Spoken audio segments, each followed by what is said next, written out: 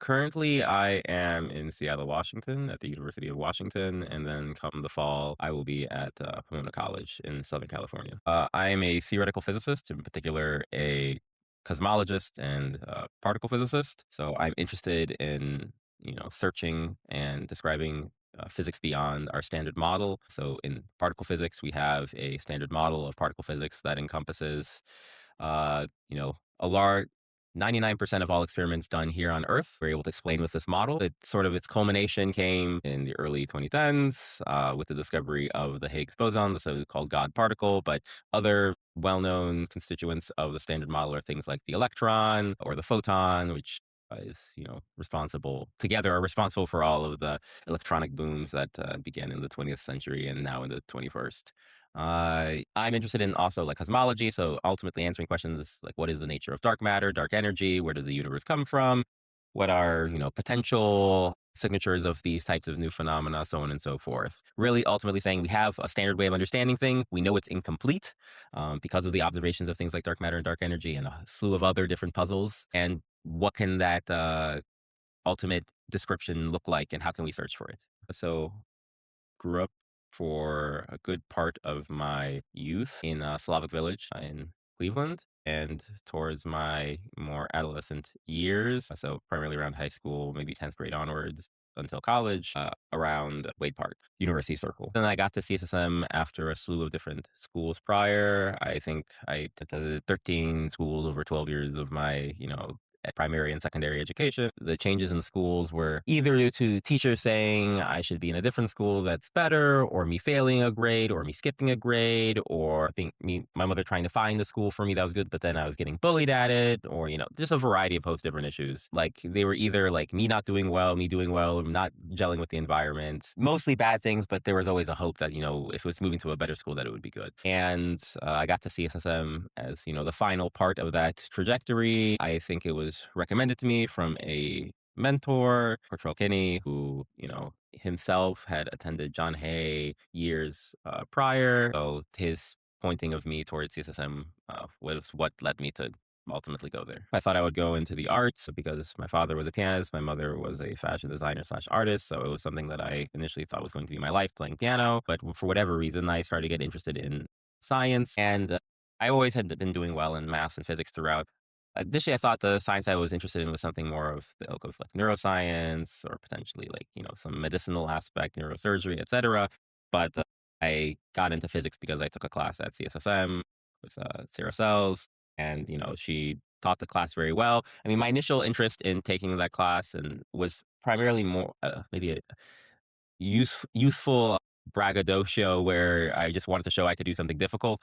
Physics was touted as the most hardest class at CSSM at the time.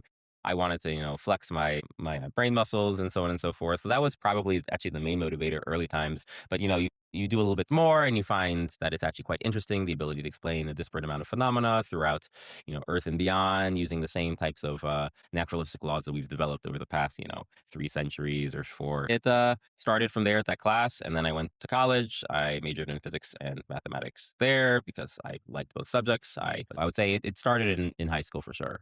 My interest prior to high school, definitely no, but from that class onwards. I think the main things that were great for me were one, the community of like teachers. They were all there to support me and my interests, which were doing good in science and math, and effectively that. And in particular, just keeping me on the straight and narrow to like focus on studying and doing well, so I would be able to go to a college of my desire. I would say that sort of focus wasn't something that I had prior, and also because like it's a specialized school, so that really emphasizes on like the science and math aspects. In the early days, when I had this interest in neuroscience and maybe potentially becoming a neurosurgeon, I had participated in things like H3P, and we would go to like Cleveland Clinic, and we would talk on topics to a bunch of doctors on aspects of medicine. Probably the more concrete things is that I did take classes at Case during my senior year, I want to say. So I think those classes also were very useful when going on to college. So I would say those internship experiences and the classes predominantly were my main intersection points with the surrounding institutions. I think when I was younger, that type of connection is very different because the things that I was doing and was interested in weren't in the same language, I would say, because when I did these presentations and whatnot, it would be largely structural, like in the sense of here's like these cells, they do X, Y, and Z. How can you use your understanding of X, Y, and Z to like help people or something like that? Rather than something like, explain this phenomena that's occurring from a set of mathematical principles and, understand like the fundamental or relevant degrees of freedom, which is much more of a physics way of viewing things. And I think that sort of latter, while I wasn't able to articulate it in those exact words when I was younger, I think ultimately that's what I really enjoyed about and motivated me to go into physics. MIT is just is infamous for being a hard school for the physics and mathematics. It's the science STEM field. So I think and I learned of it, I think, first through Sarah, because I had applied to some like summer program that I didn't get into called MITES. And then, once I had applied for the MITES and I learned about MIT and I thought it was great. So that's why at least where MIT got put on the map in particular, and where I thought I was like super interested just because of its like reputation. The schools I had listed were a result of, interactions with different teachers. They had like said like, look at the school, or, have you thought about this, or here's a resource you can look at to search at other schools, so on and so forth. But MIT in particular arose from that, I think, sequence of events. MIT does have a summer program prior to entering the first year called Interphase. And so in that summer program, they sort of, take students who don't necessarily have as much background in the classes that you're going to experience, and you take classes for that summer. So I would say like